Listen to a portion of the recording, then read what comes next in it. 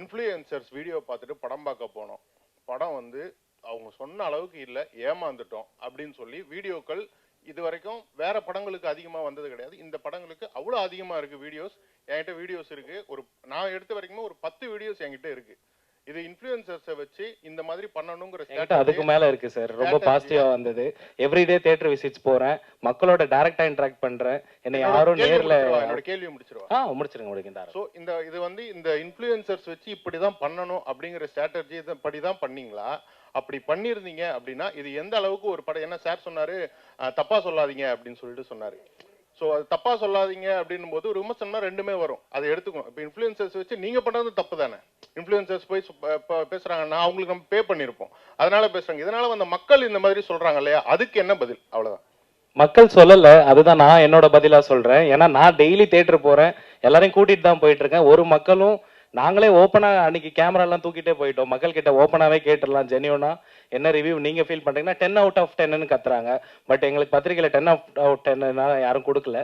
But அதை நாங்க அதை ஒரியும் பண்ணிக்கல. எங்களுக்கு இந்த ப்ராடக்ட் மேல நம்பிக்கை இருக்குது, அதுக்கான கூட்டம் வந்துட்டு இருக்குது. அதை தாண்டி ஒரு ப்ரமோஷன்ன்ற ஒரு விஷயம் வந்து இந்த மாதிரி ஒரு படம் இருக்குதுன்னு தெரியப்படுத்துறதுக்கு மட்டும்தான். அவங்க சொல்றதுனாலலாம் இப்போ நான் சில அட்வர்டைஸ்மெண்ட்ஸ்லாம் கூட இருக்கு, இது டாக்டர்களால் பரிந்துரைக்கப்பட்ட டூத் பேஸ்ட், அதுக்காகலாம் நீங்க எல்லாரும் போய் வாங்க மாட்டீங்க. உங்களோட டீத்துக்கு செட் ஆகுதுன்னா நீங்க வாங்க போறீங்க.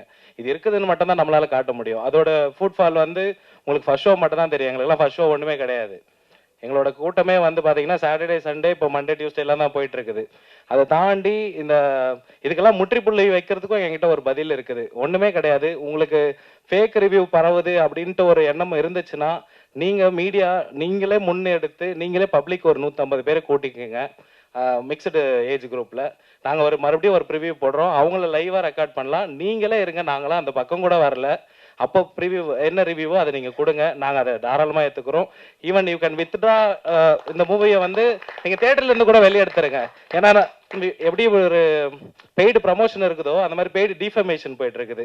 ஐ திங்க் அது உங்க எல்லாருக்கும் தெரிஞ்சிருக்கும். அதுதான் இந்த படத்துக்கு நடந்துட்டு இருக்குது. ஏன்னா நாங்க ரெகுலரா தியேட்டர் போயிட்டு அவங்க கிட்ட இன்ட்ராக்ஷன் பண்ணிட்டு இருக்கோம். எங்களுக்கு ரொம்ப கிளியரா தெரியுது எங்களோட விஷன் ரொம்ப கரெக்டா இருக்குன்ட்டு. ஸோ இந்த மிக்சட் ரிவ்யூஸ்க்கு இதுக்கெல்லாம் அஞ்ச போறது இல்லை. ப்ளீஸ் நீங்க யாருன்னா ஒருத்தர் இதுக்கு முற்றுப்புள்ளி வைங்க, அது உங்ககிட்ட கேட்டுக்கிறேன். பிகாஸ் மீடியா அண்ட் ப்ரெஸ் தான் வந்து ரொம்ப இம்பார்ட்டன்ட். இந்த மாதிரி இஷ்யூஸை வந்து கொண்டு போய் சேர்க்கணுன்ட்டு வில் அரேஞ்ச் அப் ரிவ்யூங்க. தாராளமாக நீங்களே, ஐ திங்க் இங்கே நிறைய பேர் ட்விட்டர்லேயும் நிறைய ட்ரெண்டாக இருக்கீங்க, ஒரு கான்டெஸ்ட் ஒன்று நடத்தலாம். அந்த கான்டெஸ்ட் வச்சு பப்ளிக்ல இருந்து 150 மெம்பர்ஸை ஒரு மிக்ஸ்டு ஏஜ் குரூப்ல கூட்டிட்டு வாங்க. டெஃபினட்டா ரிவ்யூ போடலாம். அங்கே ஒர்க் அவுட் ஆகலைன்னா நாங்கள் அடுத்த நாள் எங்கள் படத்தை தியேட்டர்ல இருந்து எடுத்துருவோம்.